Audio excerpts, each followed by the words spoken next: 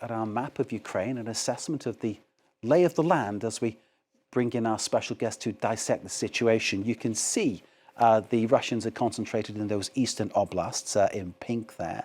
I remind you, on February the 24th, 2022, Vladimir Putin of Russia declared he'd take the whole country in a matter of days, and President Zelensky would be captured and killed.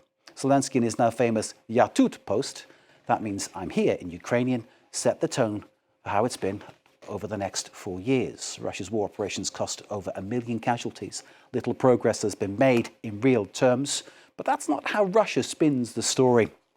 Let's get more on that then from Christina Harward, who's the Russia Deputy Team Lead at the Institute for the Study of War. Christina, thank you so much for being with us. The US is reported at this stage urging Ukraine to give up the rest of the Donbass to comply with Russia's demands. And you say that might be a mistake. Tell us why. Oh, absolutely. This would definitely be a strategic mistake. What we've really been seeing happening past couple of months, if not from the beginning of 2025, is the U.S. has kind of fallen into this trap with the Russian information operations that they've been conducting.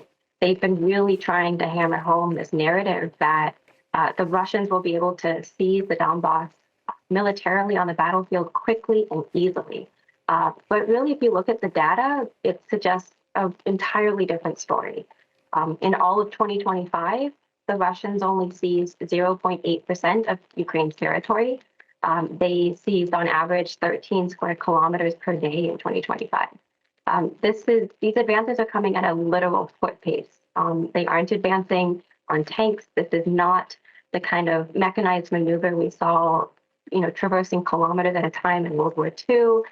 This really is not the picture that the Russians are trying to paint, which is that the Russian military is this kind of steamroller going kilometer by kilometer in Ukraine, and this red horde is descending upon the Ukrainian defenses. And I think, as you mentioned at the top of this segment, the casualties are just really astronomical. So they're making these slow, grinding gains at really high cost. Again, the data here shows a really good picture. They're losing about 92 casualties per square kilometer that they seized in 2025. And so this is why we're really seeing this push right now in these negotiations, that the Russians are trying to diplomatically strong-arm Ukraine and the West into giving up this territory, just really handing it to Putin on a silver platter, because he doesn't want to keep doing this. He knows the fight's going to be long to take this territory. When Donald Trump makes that pained expression and says how he hates the fact that people are being killed, he's never precise about where the casualties are. And you found that it's mainly Russians who are dying. Clearly, Ukrainian troops are dying too, but it is overwhelmingly more Russians are losing their lives. And that is something that surely should colour how things are negotiated. But what you're saying is that it's not at all. And there's a Russian kind of spin on the whole situation, which is being swallowed hook, line and sinker by Donald Trump and his acolytes. Yeah, absolutely. Again, it's a pretty multi-layered information operation. One kind of part of it we've noticed the past couple of months is when the Russian military commanders have really upped their tempo of them, doing these very public filmed reports, right, where they walk through the entire front line, going over all of the successes that the Russians are allegedly having.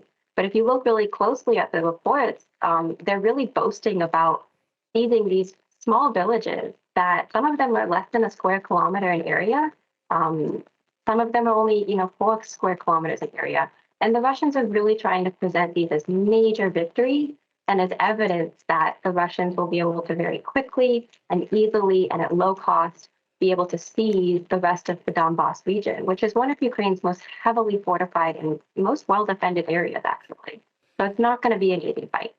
So just to recap on that one, no sense then that Russia could actually take the ground that it is demanding Ukraine should withdraw from.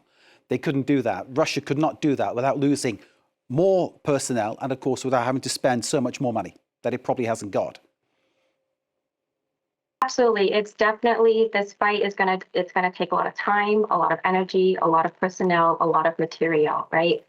So if the Russians are able to maintain their latest rate of advance, which in and of itself is a big if you're looking at how degraded these troops are year after year, right? We're coming up on the 5th year of the war here soon, next month.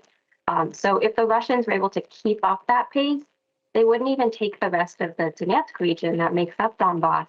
until August of 2027, right? So that's a year and a half, 2 years away.